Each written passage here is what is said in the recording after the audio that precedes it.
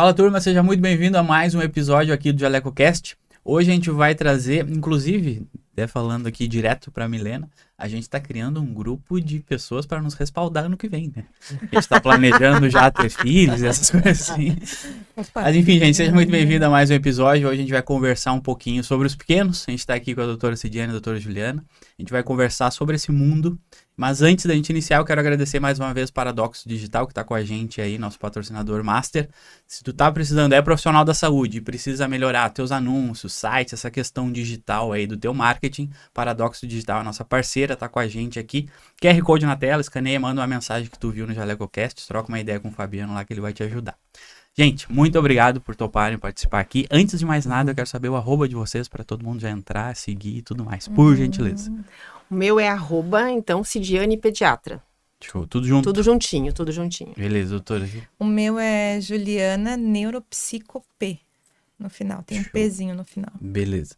Gente, queria conhecer um pouco de vocês, já conheço, mas enfim, queria que vocês contassem quem são vocês, o que vocês fazem, qual a área que vocês atuam, por gentileza. Quem quer começar? Vai lá. Então, meu nome é Cidiane, eu sou pediatra, trabalho com o Gabi.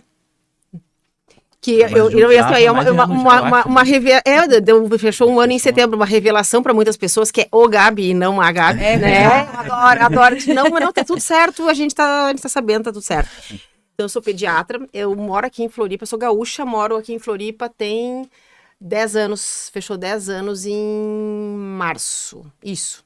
10 anos em março, e eu vim pra cá quando, inclusive o pessoal dizia que era muito fechado entrar dentro da pediatria, dentro da medicina em Floripa, mas como todo gaúcho, a gente vem nas férias e diz, vou embora pra Floripa, vou embora pra Floripa, até que teve um ano que eu vim e disse, esse ano, cheguei em Porto Alegre, já disse, vou achar um lugar pra trabalhar, arrumei, na época eu comecei a trabalhar... Já trabalhava lá em Porto Alegre há bastante tempo? Sim, já? porque eu vou fazer 25 anos de formada.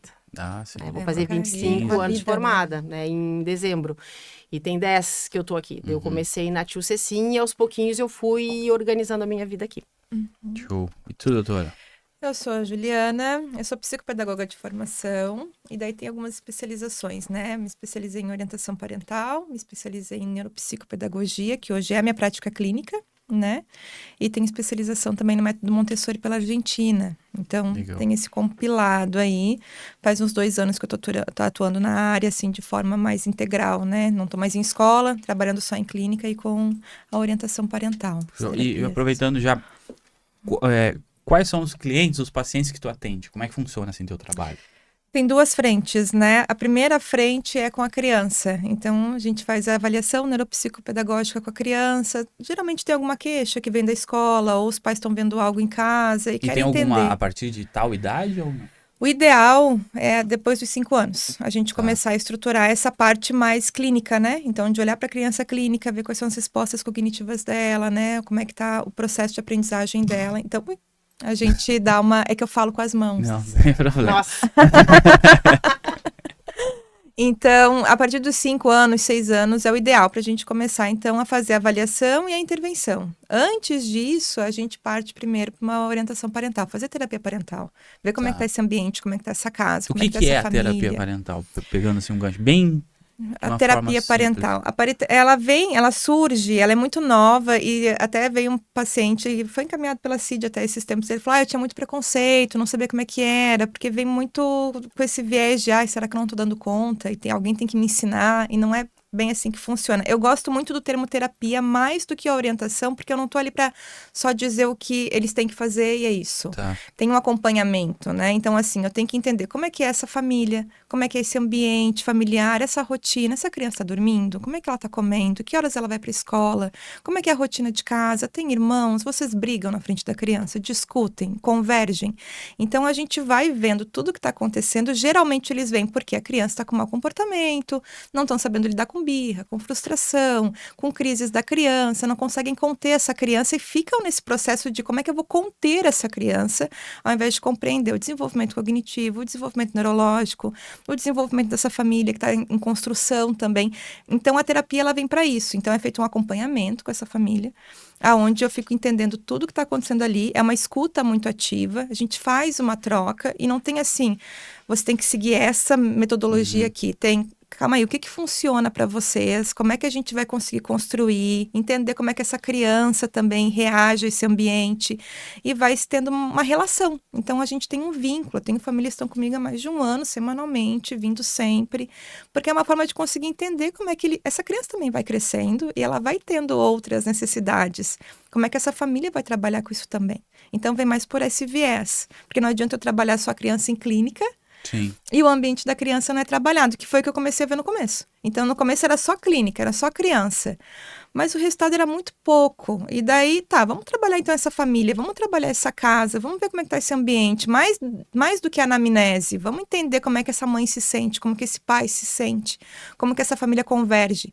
E daí, nisso, a criança avança. Porque senão é como se tu limpasse um peixinho e colocasse no aquário sujo, né? Sim. Então, a gente tem que limpar esse aquário para essa criança conseguir Então, se eu até desenvolver. fazer uma pergunta polêmica. Ah. Tu diria que é mais... Vou tentar reformular de uma maneira não tão ruim. Mas tu diria que o comportamento da criança é mais moldado pelo comportamento dos pais do que da própria criança? Da própria criança. Por exemplo, assim, se tu tivesse só uma opção. Eu prefiro atender somente a criança ou eu prefiro atender somente os pais? Somente os pais. Somente os pais. Hoje, na Dúvida verdade, né? Hoje, Sem dúvida na nenhuma. verdade, assim, ó, o que eu atendo muito mais o parental hoje do que o clínico, por exemplo. E é aonde eu miro, né? Porque eu tenho muito mais resultado nessas famílias que eu nunca nem vi essa criança. Mas o retorno vem, Ju, meu filho mudou, a nossa relação tá legal. Teve uma mãe que me disse o seguinte, Ju, tu devolveu meu filho. Porque eu tenho uma relação com meu filho de novo. Então, é muito massa. mais bacana. E daí, a gente também caminha. Quando vem muito retorno, né, de alguns comportamentos que não estão mudando, a gente faz muita troca quando o paciente é dela. Tá, vamos encaminhar, então, para um neuropsicólogo também. Vamos ver, então, o neuropediatra também, quando é necessário. Mas eu sei que essa família está bem estruturada para isso. Foi feito um trabalho com essa família antes. Então, sim, existem coisas que são do cognitivo comportamental e também tem coisas que são neurológicas. A gente tem que olhar todos os aspectos, mas o ambiente ele é a base, né? A gente vai construir essa casinha em cima desse solo que é o ambiente familiar. Tem aquela criança que vai sair de uma possibilidade de diagnóstico no momento que tu consegue organizar a família. E mesmo que se tenha um diagnóstico, se a família não está organizada, não vai avançar a terapêutica da criança. Entendi. Então, não tem como, é insolúvel. Se eu não tenho uma família organizada, eu não vou ter resultado com a criança. Mesmo assim, independente de ter um diagnóstico ou não. E já se confundiu muitas vezes isso, assim? Por exemplo, eu acho que meu filho tem tal coisa, né? Se fala muito hoje, cada vez mais, sobre as patologias. O que acontece? Quando, principalmente assim, TDAH, TOD e autismo nível 1, muito difícil, tu vai fechar numa consulta esse diagnóstico, né? Muito difícil, muito difícil. Então, muitas vezes, quando vem a queixa vem toda na criança. O que eu faço, via de regra? Muito raro não fazer isso. Primeiro, uma consulta com a Ju, via de regra com a Ju, para organizar essa família, para ver o que resta de sintoma nessa criança. A grande maioria, os sintomas somem. Sim. Então, assim, eu não tenho diagnóstico. Que loucura, Eu tenho diagnóstico de uma família que não está funcionando da forma mais adequada. Mas na criança... E por que tu acredita que essa necessidade de tu encaminhar os pacientes para ela, né? A família como um todo, tu acredita que vem aumentando cada vez mais? Acredito que sim. E tu linka isso com alguma questão? As pessoas não convivem. As pessoas não convivem hoje em dia. As famílias não convivem. Por que a criança, quando a criança pequenininha, quando ela vai para a escolinha, ela não acordava à noite, ela começa a acordar? Porque ela tem que olhar para a cara do pai e da mãe. Não te tenho de dia, vou te ter à noite. Como assim? Não entendi, peraí. Assim, a criança, às vezes, assim, a criança pequena, ela fica em casa com a mãe, enfim, e ela começa a sair para a escolinha. No momento que ela vai para a escolinha, ela fica menos tempo com a família. Tá. É legítimo e necessário o tempo que a criança precisa ter com a sua família. Tá. Se eu estiver o dia inteiro na escola, eu não vou ter o meu pai e a minha mãe. Eu vou ter ele de noite. Eu vou acordar mais vezes.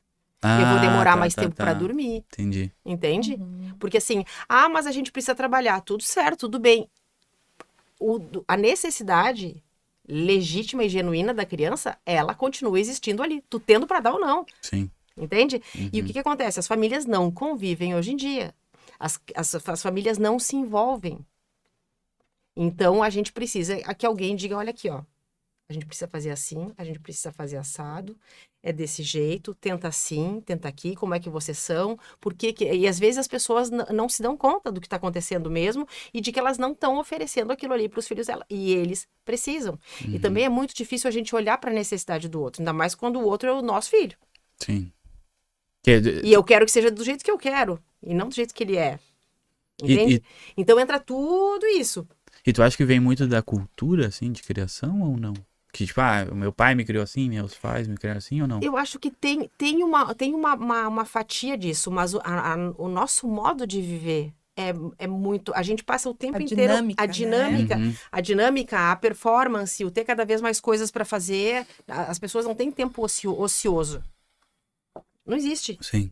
Não existe. Então, acaba que sobra pouco tempo para convivência. Qual é o horário que tem para convivência? Lá no final do dia, quando tá todo mundo cansado. Eu não sei o que tu tem para oferecer no final do dia para as pessoas que convivem contigo. Eu tenho nada. Eu tenho muito pouco. Então, assim, ainda mais se é um dia que eu atendi mais, eu não tenho nada para entregar. Nada. E tanto que tem, que é justamente da Maria Montessori, que tem aquela fala de que, assim, a gente entrega, não sei exatamente as palavras, mas a gente entrega para os nossos amigos, a gente entrega no nosso trabalho tudo que é nosso de melhor. A criança fica com o nosso resto no fim do dia. Forte, né? E verdadeiro. E isso foi um divisor de águas. Quando eu li isso a primeira vez, foi um divisor de águas para mim. Tipo, não, tô fazendo isso aqui errado. Eu preciso reorganizar as coisas com meu filho. Muito forte. Tanto que assim, faz muito sentido. Por exemplo, assim, não atendo às 6 horas da tarde, não atendo às 7 horas, não vou atender esse horário do meu filho. Tem que ter um horário, né, para criança. Não atendo. Aí, até porque assim, posso atender 10 pacientes num dia? Posso. O que eu entrego pro meu filho no final do dia? Então, isso não sou eu, sou qualquer pessoa. Sim. Ela vai entregar tudo que ela tem ao longo do dia. O que sobra no final do dia para entregar para essa criança? Não sobra nada. E daí, assim, é muito complexo, porque não é um fator só. Daí a gente tem famílias, assim, que vêm, trabalham o dia inteiro, né? Chegam em casa, pegam 10 crianças, passam o dia inteiro na escola, pega essas crianças, vem todo mundo para casa, a criança tá podre de sono. Ela precisa dormir, mas daí a gente tem uma mãe com culpa, a gente tem um pai com culpa, que daí amarra essa criança não é por acordada até às 11 horas da noite, Exato. porque quer brincar, porque quer Exato. fazer as coisas com essa criança, quer estar com ela por conta de uma culpa, porque teve que trabalhar o dia inteiro. E daí essa criança não faz nem 10 horas, nem 8 horas de sono, sendo que uma criança precisa de mais tempo de sono do que um adulto. E não é só o tempo do sono, é a qualidade desse sono. Então, uma criança que vai dormir meia-noite para acordar às 8 é muito diferente de uma criança que dorme às 9 e acorda às 6, né? Embora ainda seja pouco tempo, tem que ter mais tempo. Então, a gente vem com essa culpa dessa mãe, com essa culpa desse pai. E daí, tu tem que tirar essa culpa deles de, olha, melhor então a gente programar melhor esse final de semana, para que vocês tenham qualidade, programar os intervalos, programar esse café da manhã, programar esse tempo em família mais matutino, antes da correria, do que a gente deixar legal. tudo para de noite, porque tá todo mundo cansado, e essas crianças daí começam a ficar mais reativas. Daí, assim, qual é o projeto? Eles querem segurar as crianças para terem mais tempo com as crianças. Só que daí a criança tá cansada, ela começa a gritar, ela começa a chorar, ela começa a ser reativa. Ela vai pra tela. Ela vai pra tela. Daí esse pai e essa mãe se frustram porque ele não quis brincar, porque ele respondeu errado, porque ele não quis ir pro banho, porque ele não quis comer. Tá todo mundo cansado. Então, a gente tem que reestruturar. Como é que a gente faz isso em terapia? Eles têm que entender como é que são os mecanismos. Eles não entendem nem com relação à importância do sono, muitas vezes. Então, eles precisam entender como é que funciona esse cérebro, esse desenvolvimento, essa dinâmica, e se acolherem no, é isso que eu tenho para dar. Eu não vou conseguir dar mais tempo à noite, eu vou ter que reestruturar minha manhã, vou ter que fazer as coisas com mais calma de manhã, para fazer um café da manhã legal, antes de todo mundo sair, já que precisamos, né? Fazer um final de semana diferente, ter um dia da semana que a gente faça uma coisinha diferente, mas sem atrapalhar o sono. Porque esse sono vai ser importante. Uma criança que acorda às 6 horas da manhã não pode dormir às 11 horas da noite. Ela é uma criança cansada, que depois é para sede, meu filho tem TOD. Entendeu? Meu filho tem TOD, não consigo dar conta, tudo é reativo. E daí tu vai olhar como é que tá o sono. Daí começa a calcular o sono na sessão. Não, mas peraí, ele tá dormindo pouco. E acumula. 1 hora a menos de sono que tu tens por dia são 7 horas a menos que tu tens que é a por noite, dia. que é a noite que a maioria das crianças tem. Exatamente. Então, assim, daí tu começa a recalcular só o sono, a criança muda. É outra criança. Daí a família, Meu filho não Que surpresa! Que surpresa! Mas é por conta, às vezes, de ter esse espaço para conseguir falar e alguém para... Peraí, vamos pensar, porque tu tá ali no meio do negócio, tu tá só correndo, tu tem que trabalhar, tu tem que arrumar mochila, tu tem que arrumar uniforme, tu tem que levar pra escola, tem que pegar trânsito, tem que entregar alguma coisa no trabalho, tem que fazer a janta, sabe? A gente senta e tem esse espaço para conseguir organizar. Aquela semana é muito mais consciente, né? Então, e quando a gente traz para consciência, a gente vai performar melhor, porque a gente vai entender, inclusive, ele tá fazendo birra porque ele tá cansado. Então, eu vou ter mais paciência, porque é um cansaço. Não vou ficar querendo controlar aquela criança ou dando tudo que ela quer para aquilo ali parar. Eu vou tentar entender. Gerenciar a crise, né? Gerenciar a crise. Exatamente. E vocês falaram muito sobre o sono, né? Qual que é o tempo que uma criança tem que dormir? Depende da faixa etária. Existe um padrão assim? Só Tem uma tabelinha. Tabelinha? Tem uma Tem tabelinha. uma tabela, né? A gente ali, uma criança de 6 anos, de 10 a 12, né, Cid? A gente vai tá introduzindo. Crianças menores precisam até de mais, né? Tempo de sono. Os Tem as sonecas daí. Isso, né? que somam as sonecas também. que somam também. É a somatória do dia. É, a somatória total, né? Do sono da noite e do dia, quando tem soneca, né? Mas a gente tem horários de produção de substância no corpo. E a questão tanto de hormônio de crescimento, quanto o cortisol, quanto melatonina. Inclusive, a melatonina, eu vou ter três horários de pico diferentes.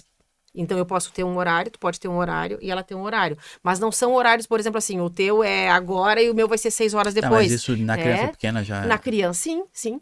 Uma criança é diferente da outra nesse sentido já? Sim. A gente vai falar de ciclo circadiano, Exatamente. né? Então, para conseguir entender esse horário de sono vigília dessa criança e conseguir organizar, porque ela precisa desse sono. A gente também precisa, né? A gente é negligente com os nossos sonos também, né? E me diz uma coisa, como que funciona hoje a relação de vocês duas, assim? Vocês trabalham juntas, não? Cada um trabalha separado e vocês a gente se manda troca? A gente se manda mesmo. Exatamente, muitos. Como é que funciona o teu trabalho, doutora? A gente trabalha em lugares separados, né? E o que acontece? Quando eu tenho uma família que está desorganizada ou com dificuldade de manejo, tem muito isso. Às vezes é uma família que está organizada, mas ela tem dificuldade de manejar as crises, né? As situações de dificuldade com a criança. O que acontece muito? Eu encaminho, então, para ela. Tá, antes disso. O quê? Hoje tu trabalha atendendo pediatria de modo geral. Consultório, faço pediatria geral. Vem muito paciente por questão comportamental para mim. Muito. Porque o que acontece? Eu tenho TDAH, ela tem TDAH.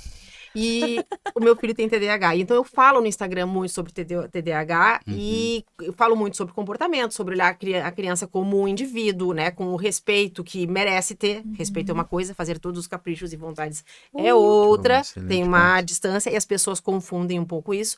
Então, vem muito paciente por questões comportamentais para mim. Tá?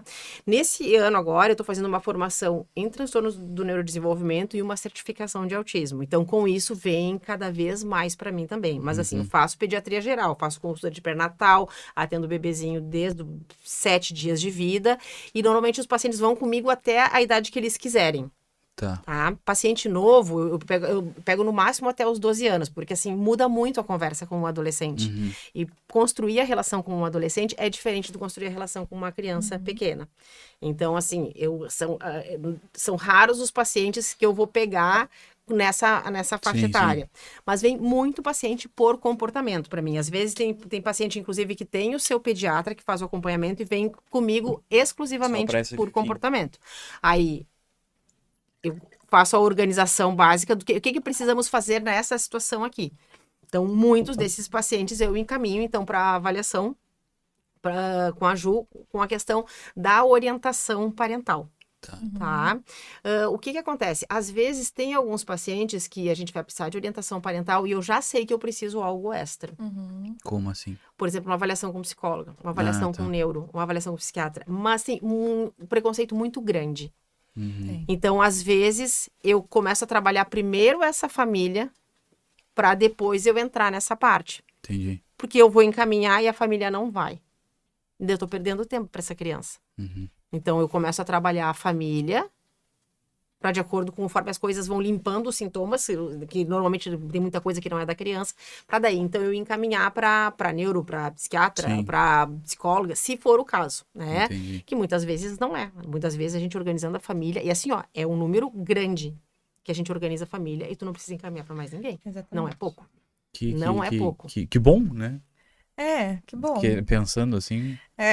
Tem essa coisa ainda, eu acho, que das famílias não se conscientizarem disso. Sabe, não vou ser muito, muito distante. 10 anos atrás, tu falava em... Você já foi num psiquiatra? As pessoas, não, eu sou maluco.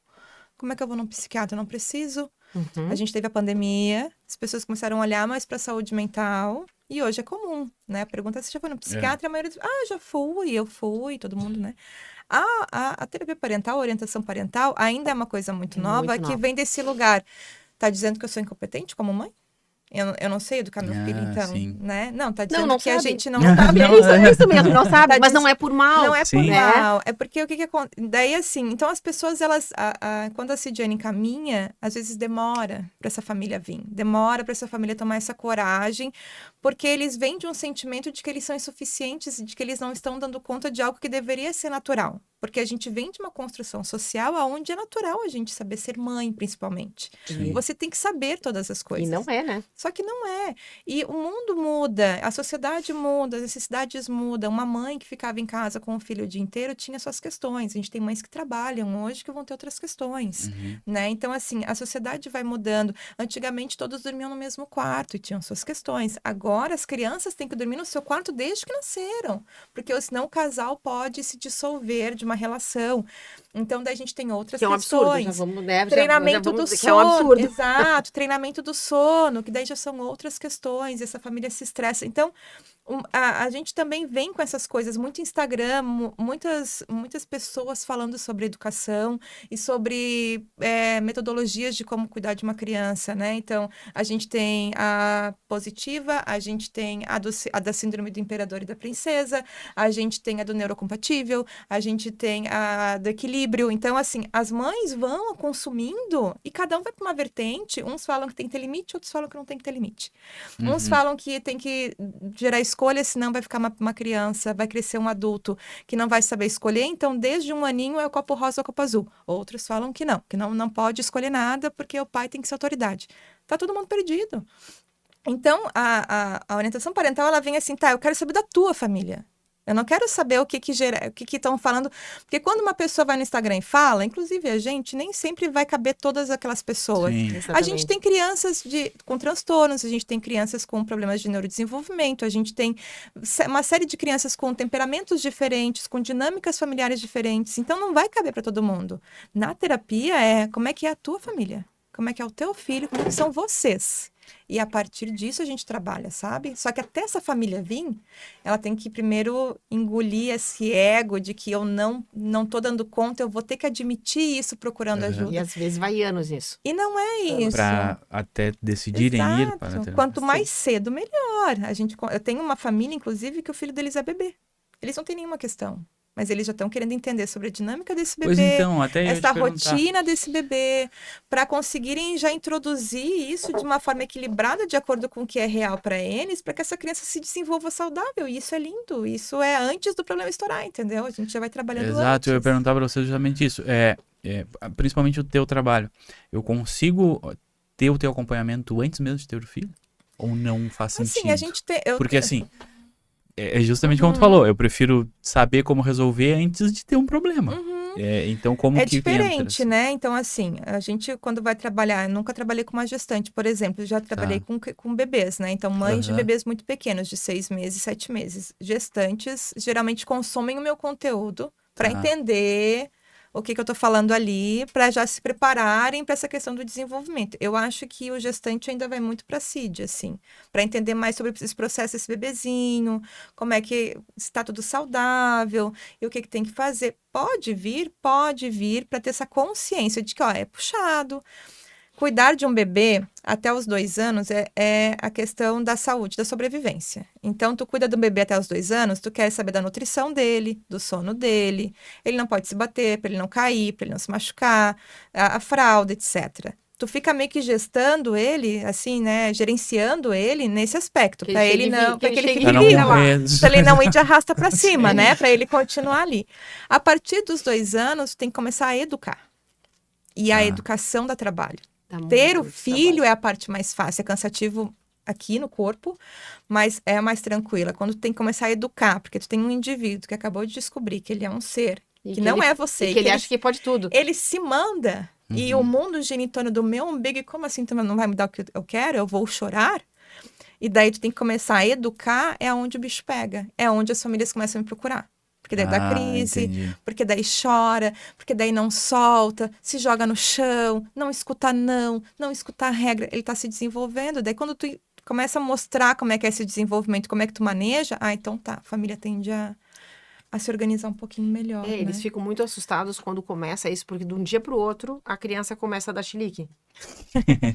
Então, aquela criança que era super querida, que eles conseguiam fazer qualquer coisa com a criança, essa criança começa a não aceitar quando os seus quereres não são atendidos. Sim. E que assim, eu sempre digo, Isso é normal. Claro! Assim, quem gosta de ter os seus desejos não atendidos? Sim.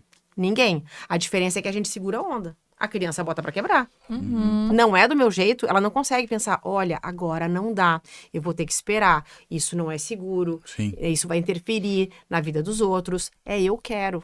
Tanto que quando a família diz assim, tá testando os meus limites, eu digo, não, senhor, você não é tão importante assim. Exato. Você não é tão importante assim. Eles se magoam, né? né? A criança com o umbigo dela mesmo. Exato. Eu quero e quero agora, e quero do meu jeito.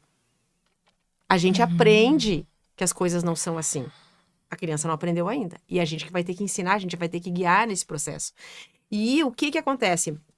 A grande maioria dos pais e mães de hoje, eles não querem fazer como foi feito com eles. Com agressividade, com violência, com castigo. E daí se perdem nesse processo de eu quero fazer diferente e acabam, muitas vezes, descambando para a coisa da permissividade. Mas eu não posso dizer não. É claro, pode e deve dizer não. Tem não que é necessário existir, fim de papo. Certo, errado, errado. Então, o não vai ter que existir. Só que as pessoas se perdem nisso. Mas ela vai chorar? Sim, vai chorar. Faz parte. E uma dica rápida, assim, existe? Como assim? Meu filho tá fazendo birra que quer, sei lá, quer sair aqui agora e não pode sair agora. Não vai sair. Não vai sair. Não tem a gente não consegue. É todo um contexto, né? Não, assim, até aproveitando o gancho da Cid, antes da gente entrar nisso aqui, tem uma frase que diz o seguinte: quando você dá para o seu filho aquilo que você não teve na sua infância, você deixa de dar aquilo que ele precisa. Muito boa. A gente geralmente vai olhar para nossa infância. A infância ela é um solo tão fértil que nós somos aqui adultos e a gente olha para nossa infância em vários momentos da vida. A infância ela é um solo fértil. A gente olha para nossa infância e daí a gente quer fazer diferente do que foi feito com a gente, porque a gente quer fazer conosco, não é com a criança. O meu filho não sou eu. Então, isso tem que ficar muito claro. Uma criança que faz birra porque ela quer sair, ela não pode, ela não está em sofrimento. Ela simplesmente, ela está pé da vida e ela não tem uma capacidade cognitiva e neurológica de conseguir entender que ela não pode sair, ela não consegue sustentar uma atenção, ela não tem sistema inibitório e ela não tem limiar de frustração. Ela vai frustrar. Se esse pai e essa mãe entendem que essa criança não está em sofrimento e que não precisa a gente chegar lá e então vamos sair só um pouquinho. Porque você chorou, se a gente deixa... Não, tudo bem, você quer sair, mas você não vai, meu amor. Agora não é hora de sair. Eu te entendo, mas não vai dar. E tá tudo certo. E você se mantém calma, porque você entende que essa criança tá em desenvolvimento e que ela não está sofrendo. Aquilo acalma a criança. O abraço corregula a respiração. Porque tem pai e mãe que faz assim, ó. Calma, respira.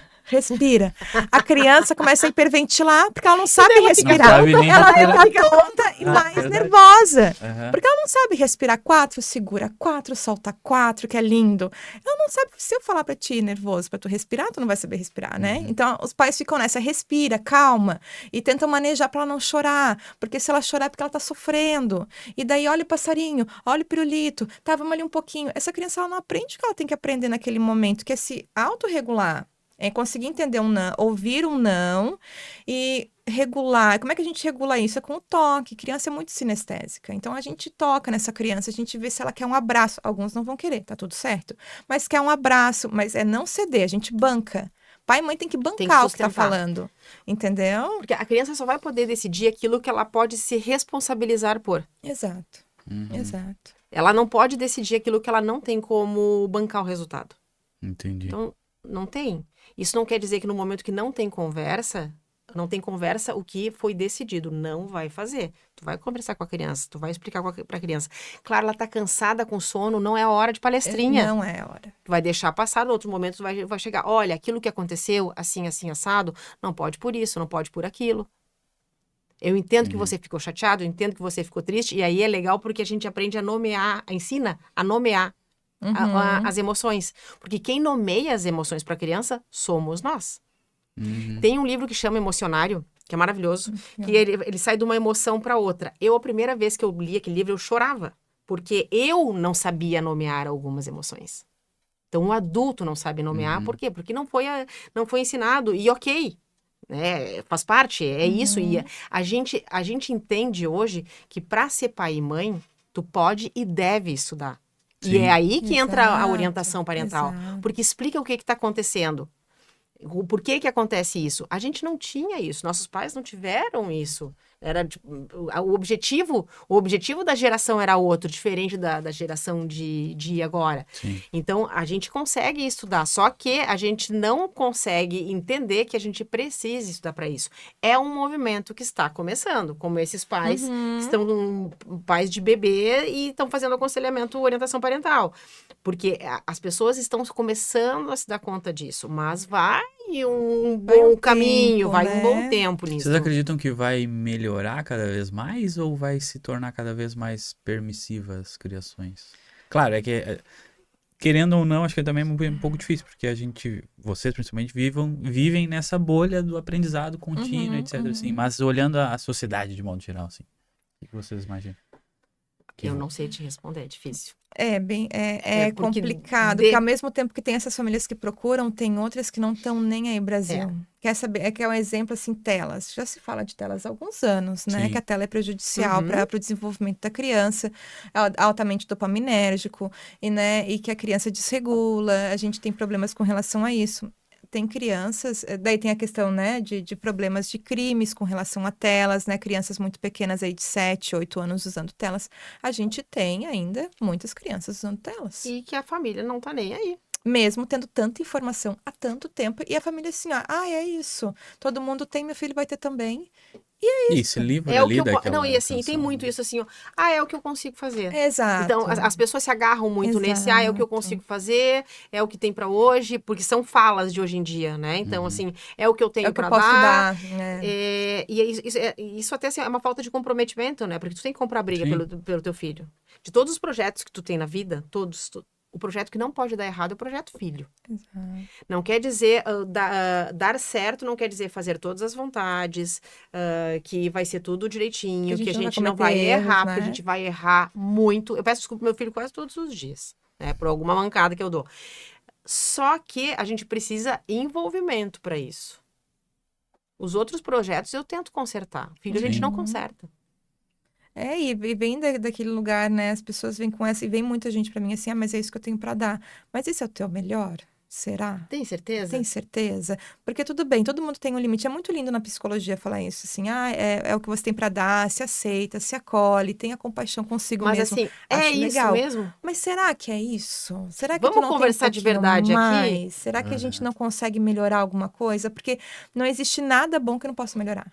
Sim. A gente pode melhorar em tudo, mas tem que ter um comprometimento, tem que ter essa coisa de, peraí, eu vou olhar para isso, né? Vou olhar, vou colocar uma lupa aqui para ver como é que tá realmente. E daí vai abafando, entende? Porque dá muito trabalho. Dá muito trabalho. Educação dá trabalho. Assim, as pessoas muitas vezes não querem se dar o trabalho. E não é imediato o resultado também. Exatamente. Né? Exatamente. Eu digo assim, a coisa mais difícil que existe no mundo é criar um ser humano. É a melhor. Mas é a mais difícil. É a mais difícil, porque tu tem que abrir mão de coisas do teu tempo, coisas que tu acredita, olhar para coisas que não foram legais contigo para reorganizar, para conseguir entregar mais para esse indivíduo. E dá muito trabalho, e não é todo mundo que está disposto a esse trabalho. Eu tenho, tem essa, para mim é uma falácia da máscara de oxigênio. Sim. Quer me ver braba? É falar isso. A máscara de oxigênio, porque assim, eu vejo a máscara de oxigênio caindo para as mães e para os pais, só que a máscara de oxigênio não chega na criança. Sim. Eu vejo muito primeira isso. máscara para você, mas ninguém fala. Depois Antes coloca na criança. Lá, exatamente. Então, primeiro bota em ti. Tá. Então, tu tem que estar bem pro outro estar bem. Tá. Só que eu não vejo máscara daí chegando pra criança. Entendi. Entende? E tem muito isso, assim, de hoje, depois que a criança nasce, eu tenho que voltar a ser a mulher que eu era. Impossível. Já era, acabou, morreu no parto. É verdade. Entendeu? É outra coisa, é outra situação. Então, daí as pessoas têm isso de dividir, a mulher, a trabalhadora, a esposa, a mulher para o que eu mesmo sou. É uma coisa só. Tu vai ter várias funções, várias atribuições, várias qualidades, o nome do que quiser dar. Só que não tem mais. O jogo mudou. Tu tem alguém que depende, assim, a sobrevivência desse indivíduo. O futuro desse indivíduo. Exato. O caminho para a plenitude da vida desse indivíduo depende do que tu vai oferecer. Não quer dizer que tu vai oferecer tudo, mundos e fundos. Não é isso. Sim. Mas, assim, tu dar espaço, dar caminho, tu dar pilar para que essa pessoa possa ir. E nem todo mundo está disposto a isso. Vive muito no piloto automático mesmo, né? Já que a gente tá falando é o que eu tenho. É isso, assim, é o que eu tenho pra dar. Então, assim, estão trabalhando os dois absurdamente. Essas crianças aí ficam o dia inteiro na escola. E daí chegam pra casa. Alguns ainda praticam algum tipo de esporte. Muitos pais ainda querem colocar no inglês, porque essa criança tem que performar bem no inglês. Então, a criança tem inglês, a criança tem judô, a criança tem balé, a criança tem aula de patins. E daí ela tem a escola. E ela tem que ficar com os pais. E tem que performar. E ninguém para. Vamos sentar numa mesa e ter uma refeição e vamos conversar. Como é que você se sente? Como é que você está? Como é que eu estou? Ninguém se olha, as pessoas só vão vivendo, essas crianças vão vivendo assim, ó, correndo atrás de relógio. Tira o relógio dessas famílias para ver como não vai mudar. Tira o relógio da casa para ver como eles não vão fazer as coisas com uma cadência menor, com mais calma, vão olhar mais, só tirar o relógio. Então é tudo no relógio, é tudo aqui, todo mundo tem que ter, e ninguém tá parando, alguém vai ter que parar. E na verdade quem tem que parar é o adulto. A criança, ela vai nesse ritmo. Sim. A criança, ela é o sintoma da casa nesse aspecto, assim, não no total, porque tem outras questões. Mas no sistema familiar, as reações da criança, ela é reativa àquele ambiente. Então, meu filho tá assim, assim, assado, como é que tá o ambiente da minha casa? Essa tem que ser a pergunta dos pais. Quando meu filho faz birra, quando meu filho tá incontrolável, quando meu filho tá insuportável, como já chegou para mim essa fala, como é que tá a minha casa? Por que meu filho tá assim? O que meu filho tá falando, né? Porque comportamento é comunicação. Ele tá, o que essa criança tá pedindo? Dizer alguma coisa. E daí a família fica olhando pra criança. Não, é porque ele tem... Quer ver uma coisa que me deixa... não, ele tem gênio forte. Ele tem personalidade forte. Ele é assim, assim, assado. Peraí, e essa casa como é que é? E tu, querida? E como é que tu, querido? E às vezes é assim, ó, a casa até tá toda na rotina direitinho, mas esses pais se engalfinham o dia inteiro. Então, assim, a casa tá ok, a rotina tá ok, e ninguém bate nessa criança, tá tudo certo. Mas esses pais se alfinetam o dia inteiro na frente dessa criança. A mãe corrige esse pai o dia inteiro na frente dessa criança. Sabe essas pessoas que ficam andando, reclamando, ao invés de sentar e conversar? Então, assim, vai reclamando da roupa que ficou, vai reclamando da louça que tá aqui, vai reclamando que o tênis não foi colocado, vai andando e reclamando. Essa criança tá vendo essa dinâmica? Ele começa a se comportar igual, a ser reativo, a ser violento, a gritar, a falar alto, a responder. Porque a mãe responde o pai responde a mãe, a criança vai responder aos dois, é o modelo que ele tem. Então, às vezes, até a comunicação do casal que a gente tem que olhar. O resto é tudo... Ju faz tudo certo, tá, mas como é que vocês estão conversando? Né? E daí, então é aqui que a gente tem que pegar. E daí, nisso, a criança muda a forma como ela fala. Então, ela não é tão... gênio forte, assim, personalidade forte. Ela tá se modelando, quem tem personalidade forte são vocês. Que aula, né? Mas a Milena, a gente lê muito livros, assim, sobre essa questão de criação, de filhos, pais, etc. Quanto tempo a gente tem? 40 minutos aqui, rendeu mais do que milhares de páginas que a gente já leu por aí. Que legal, que legal. Gente, vamos pro primeiro quadro. Tá. Mito ou verdade? Algumas afirmações, se é mito ou se é verdade. Já de cara, eu quero uma pra vocês duas juntas. Tá. Sobre a chupeta. Devemos dar chupeta pro bebê, pra criança? Não, que idade, sim? A chupeta, a gente não dá pra criança, é o adulto. Inclusive, tem adultos. É do adulto. Tá na boca certa. Finalmente tá na boca certa. Porque assim, a chupeta é pro adulto. É. Não é uma demanda da criança. Tá. A chupeta entra para suprir demandas que o adulto não está conseguindo suprir. Não estou dizendo que é fácil. Eu também tentei dar chupeta para meu filho, no outro dia ele não pegava e dizia, graças a Deus que não pegou. Porque o cansaço nos primeiros meses de vida é o que nos vence. Tá? O que acontece? A chupeta, ela tem uma função de acalmar. Acalmar a quem, cara pálida?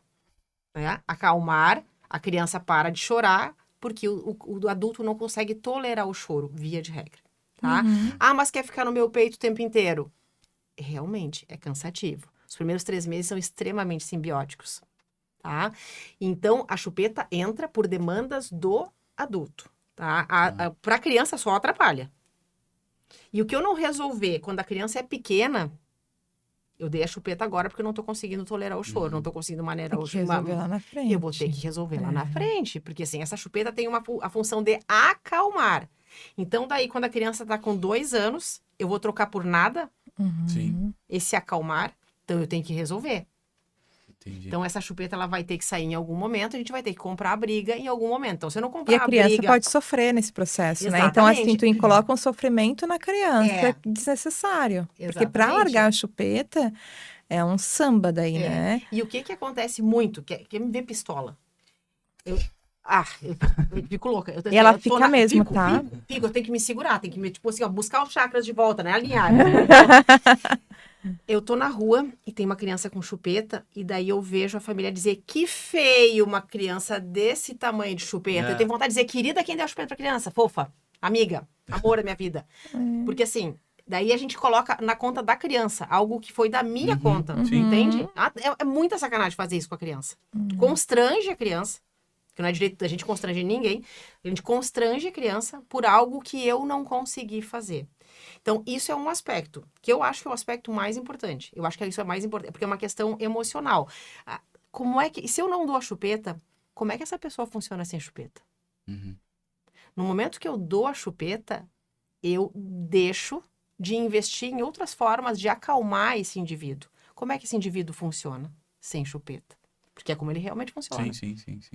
Então, para mim, é a parte mais importante. Aí, a gente vai ter a questão de orofacial, né? a questão de motricidade da fala. Tem criança que não fala porque fica com a chupeta o tempo inteiro. Tem a questão de infecção quando vai para a escolinha. Então, assim, é uma seara, tá? Então, a chupeta é produto. Entendi. Tá? Bom ponto. Doutora Juliana, permitir que a criança vivencie frustrações desde cedo fortalece mais a autonomia do que evita conflitos. Fortalece a autonomia. Fortalece a autonomia? Fortalece porque, assim, a criança, o limiar de frustração, ele não vem pronto. Ele é construído dentro do cérebro dessa criança, né?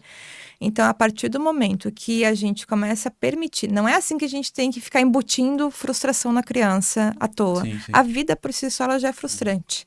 Criança nasceu, ela já tá frustrada.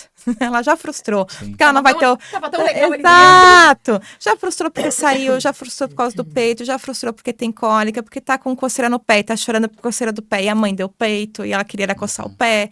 Então, frustra porque quer engatinhar e daí não consegue, frustra porque quer... Então, a vida já é frustrante, por si só. Vai frustrar. A gente tem que permitir. Uma coisa que eu falo muito para as mães, porque a gente vem dessa coisa de... não pode deixar o neném chorando, não pode deixar a criança chorar, né? A gente não pode deixar a criança chorar, porque ela tá em sofrimento. Uma coisa é você abandonar o seu filho chorando. Outra coisa é você permitir que ele chore. A gente não abandona um filho que chora, mas a gente tem que permitir que as crianças chorem. Sim. Porque isso faz parte do processo de desenvolvimento emocional, neurológico dessa criança e de como ela vai se autorregular, e tudo bem chorar.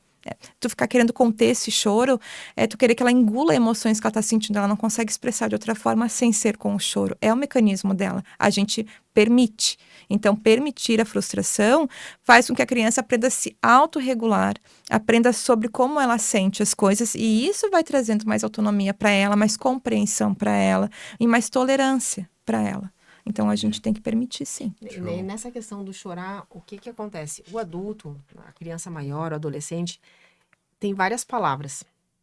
Eu posso dizer que eu tô triste, que eu tô cansada, que eu tô com fome, que eu tô com sede, que eu tô esgotada. Eu posso usar uma série de palavras. A criança pequena, ela chora. Ela só tem o choro.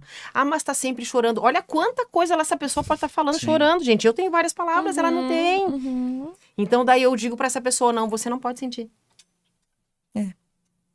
Entende? E vou fazer uma pergunta nitidamente de quem não tem filho, tá? Assim, e como que eu consigo identificar, por exemplo, se a criança está chorando por N motivos, o que eu faço? Tipo assim, boto no peito, não boto... Entendeu? Tipo assim, eu não consegui nem expressar direito a minha pergunta. Bebê é diferente. Bebê, né? É diferente. Embora a gente, depois de um tempo... Quando eu tive a Cecília, no começo, ela chorava e a minha mãe... Tinha dias de vida. Minha mãe, será que ela tá com fome? Eu não sei. Será que ela tá com frio? Não sei. A gente não sabe. Sim. A gente testa. A gente no vai início, a gente testando. vai testar. Exato. Porque assim, é uma pessoa, por mais que você queira, é uma pessoa que você não conhece. Exato. É uma pessoa é uma pessoa que você não conhece e às vezes você nunca lidou com um bebê. Então a gente vai por eliminações. Fome, frio, sede, calor, roupa apertada. Depois tu vai descobrindo. Depois o chorinho. O som. Por incrível que pareça, a gente acha que não, mas aos poucos a gente consegue aprender o choro. O choro de fome, o choro de sono, o choro. Às vezes, o cansaço acontece muito isso, de a gente não se dar conta. Aí quando a criança dorme, tu diz, gente, ela estava cansada o tempo inteiro e eu não me dei conta. Isso acontece. Tá? Então, assim, enquanto a criança não tem como comunicar, a gente tem que observar. É por isso que, assim, quando a criança nasce, o que ela precisa é nutrição calórica e afetiva. E afeto é olhar, para eu poder aprender como é que esse ser humano funciona, o que ele precisa. Por exemplo, pode ser que quando tu fique chateado, tu quer ficar no teu canto. Ou pode ser que tu queira conversar. Sim. Como é que tu e a tua namorada construíram o relacionamento de vocês? Com presença. Vocês não sabiam como é que cada um de vocês funcionava. Como é que vocês aprenderam? Com o tempo, observando, testando, conversando. É isso que a gente faz com a criança. Eu digo, a gente namora a criança. Tá? Eu falo isso na consulta de pré-natal, na primeira consulta. A gente tem que namorar a criança para ver como é que ela funciona.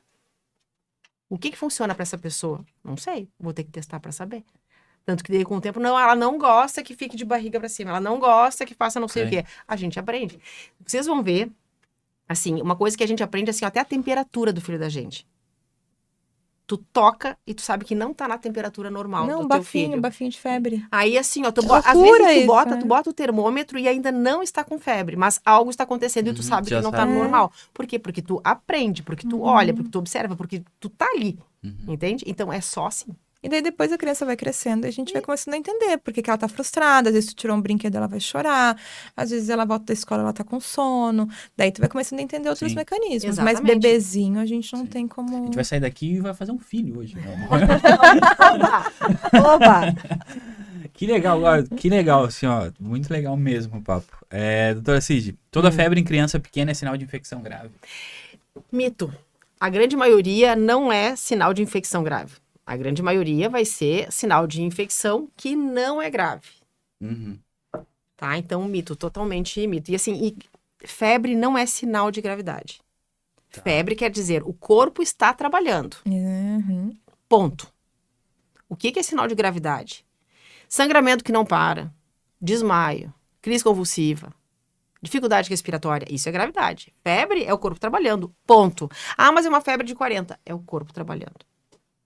Mesmo em cifras altas. Não, e tem famílias, os antigos são muito febrefóbicos, assim, tipo, tá com 38, já começa a medicar. Eu tive doutora Cidiane, né, que é pediatra. Então, assim, a minha filha, ela faz febre, o corpo dela tá trabalhando. Se ela tá bem, ela não tá prostrada, ela tá comendo, tá tudo certo, deixa a febre agir. Porque às vezes é o que precisa, justamente para não chocar o que tá ali, entendeu? A galera tende a baixar a temperatura da criança e daí que piora. Minha mãe fica louca com isso. Tu não vai dar mais remédio? Ela tá bem, cara, eu não preciso dar remédio. Quando ela estiver ruim, a gente vai saber. Medica agora, deixa a febre agir. A febre tá ali fazendo o trabalho dela. Né? Ela não é uma doença. A febre não é doença, né? A febre é o sistema imune da gente, né? A gente não tem a necessidade de ficar puxando a temperatura pro 36. Não tem que ficar... Mas então, tem uma galera que é febrofóbica. Tem. Tanto que às vezes, por exemplo, assim, tem pessoas que querem fazer homeopatia pros seus filhos, mas não toleram febre. Eu digo, não vai funcionar, gente. Sim. Não vai funcionar. Não vai funcionar. Então, assim, quando é que eu vou medicar? Quando essa criança tá prostrada, essa criança tá chorosa, essa criança tá com dor. E daí eu vou medicar independente do número que tá mostrando no termômetro. Eu tenho uma criança que fez vacina e tá com 36,8. Mas tá super chorosa, tá incomodada. Eu vou medicar. Ela fez vacina, por exemplo, e tá com 38,9. E ela tá de boa, eu não preciso medicar. Não vai convulsionar? A crise convulsiva, ela tem a ver com imaturidade do sistema nervoso e uma tendência familiar, digamos assim. Então, não quer dizer, se eu tenho uma temperatura alta, que a criança vai convulsionar. A grande maioria das crises convulsivas febris, elas vão ser com temperaturas baixas e quando tá subindo a temperatura. Tá? Então, não tem essa coisa, se tá com 40 vai convulsionar. Não é assim que funciona. Entendi. Estás anotando? Doutora Ju, as chamadas crianças desatentas, entre aspas, tá? Muitas vezes não tem transtorno, mas sim falta de um ambiente estruturado. Verdade. Antes da gente sair caçando o diagnóstico, a gente tem que olhar para esse ambiente dessa criança. Porque é aquela coisa, né?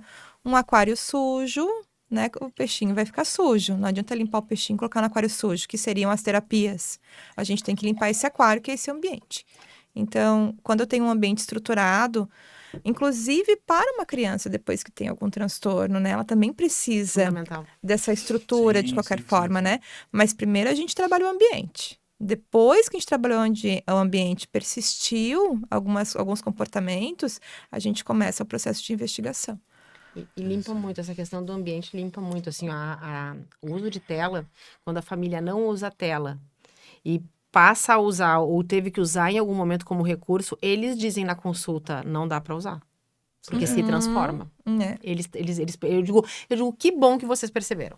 Porque quando a família não percebe, é mais difícil, né? É mais difícil, porque daí tu não consegue adentrar o assunto. Porque a criança fica mais irritada, mais irritável, menos tolerante. E a mesma coisa a gente, né? E tudo fica muito chato, né? Porque a tela é assim. A tela, ela faz um sistema de recompensa muito rápido, tá? Então, ela vem desse lugar. Então, assim, as cores, a música, os frames que passam muito rápido. Então, a tela tem tudo isso. Nós ficamos viciados nisso. Sistema de recompensa.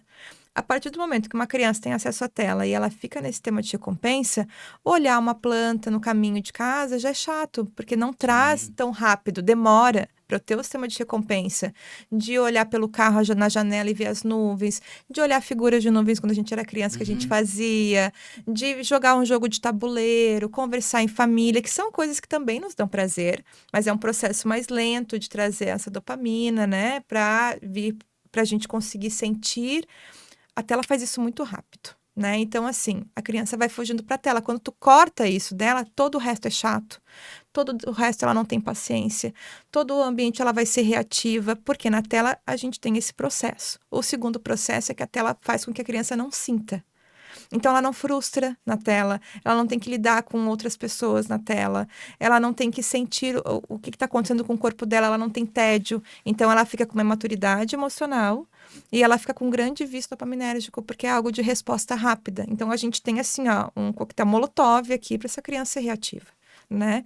Quando a família entende isso e começa a reduzir, não vai ser um processo rápido e nem gostoso. E o início é bem difícil. O início é difícil e tu não vê tanta resposta no início ao comportamento, mas depois de um tempo, tu vai ver que ela volta a observar. Observar a formiga que tá passando, observar a folhinha, o patinho, conversar com as pessoas, conseguir sentar numa mesa para almoçar junto com os pais. Vocês diriam que a tela é a chupeta 2.0? Com certeza. Sem dúvida nenhuma. Sem dúvida Seria nenhuma. uma lógica parecida. Sim, total. Sim. Não eu só uso a tela na hora de acalmar. Isso a gente escuta, só, apenas, exclusivamente. Quer ver assim, os casais vão jantar e daí levam a criança e colocam a tela pra criança, entendeu? Isso acontece muito, me dá um arrepio. Tem restaurantes, né? Muito. Daí, assim, por que levou então a criança pra ir jantar? Deixa a criança em casa, com a avó, com uma amiga. Se você quer jantar com seu parceiro, sua parceira sozinhos pra conversar, tu não precisa levar a criança o tempo inteiro e tá tudo bem. Ah, mas eu não tenho uma rede de apoio, não tenho uma tia, uma avó. Sempre tem um amiguinho do colega que pode ficar. A gente sempre consegue, se a gente conseguir construir essa relação, sempre tem uma amiga que tem um filho da mesma idade, consegue ficar ali umas 2 horinhas. A gente vai conseguir, se a gente conseguir pensar nisso antes, né? Sim. Vou construir isso antes para ter isso no futuro. Agora, levou para o restaurante junto, ela tem que conviver junto. Ah, mas ela não para, ela não aprendeu a parar. Então, assim, a gente vai aprender com a tela ali, né? Daí olha o cardápio junto, ensina a pedir pro garçom. Daí pega os palitinhos que estão na mesa para fazer uma coisinha para brincar ali junto com ela. Dá atenção, conversa. Leva brinquedo. Leva massinha, leva coisa de colorir, que daí vocês conseguem fazer junto e conversando. Essa criança vai aprendendo a se relacionar numa mesa. Mas tudo isso vem de um processo de tu dar oportunidade. Se tu não der oportunidade para a criança sentir, viver, experimentar e aprender, isso nunca vai acontecer. E daí tá com 10, 12 anos, aqui ó, não fala com ninguém. Sim. Porque desde os 4, é isso que acontece. Ela tá aqui, então é como ela sabe viver em sociedade, entendeu? Ela não consegue conversar. Gente, nitidamente que vocês são excelentes profissionais e dominam demais. Mas eu quero saber de vocês agora, pessoa física, um pouquinho. Tá. Se vocês não fossem profissionais da saúde, o que vocês seriam? Eu já várias coisas, assim, né? Atualmente eu queria ser madame, né? Fazer nada. Mas, assim, quando eu vim pra Floripa, eu não queria mais ser médica.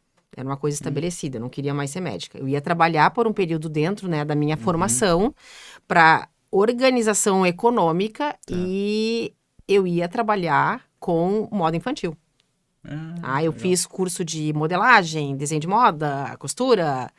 Só que mudou a minha história aqui quando eu conheci várias famílias, inclui a família da Ju, deixa eu terminar o negócio, que fizeram com que eu mudasse a minha relação com a medicina, com a pediatria, com a maternidade, com o feminino. Então, as coisas mudaram de significado para mim. Então, lá atrás, eu trabalharia com isso. E antes ainda disso, já sendo médica, eu fui dona de bar. Eu tive um bar em Porto Alegre. Tá?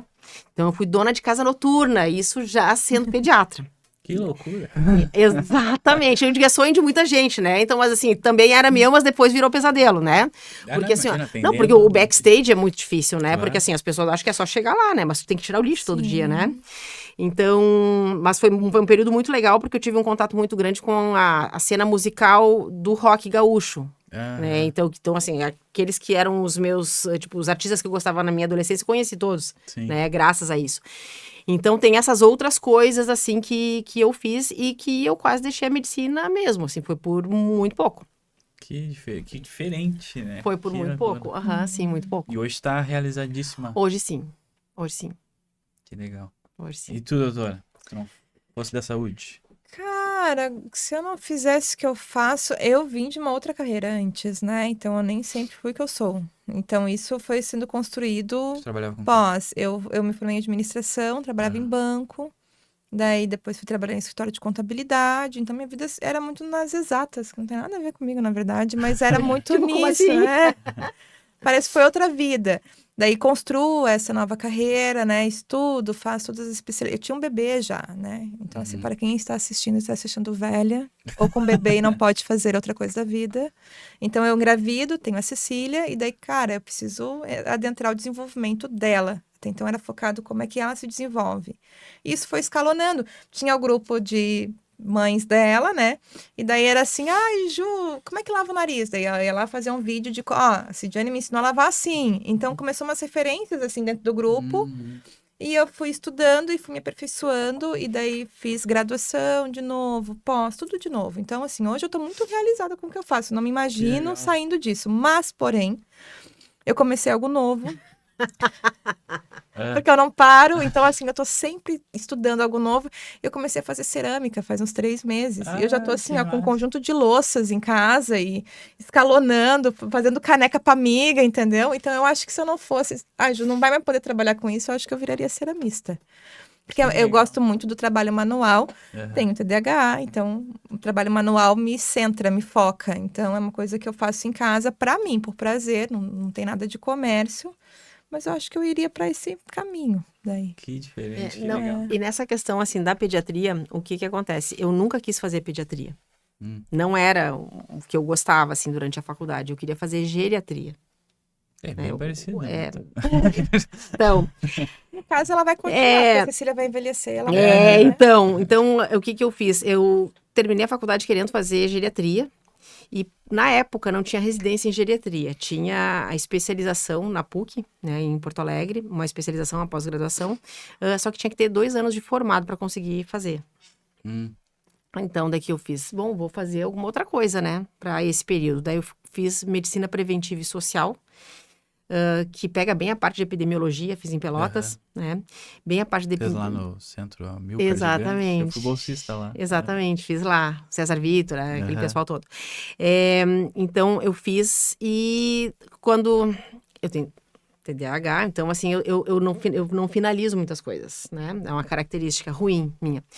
E daí eu fiz 1 ano da pós, da residência, e daí estava meio desencantada, foi quando começou o programa de saúde da família e saúde comunitária, não aceitavam medicina preventiva e social nos concursos, e daí eu disse, eu não vou mais fazer.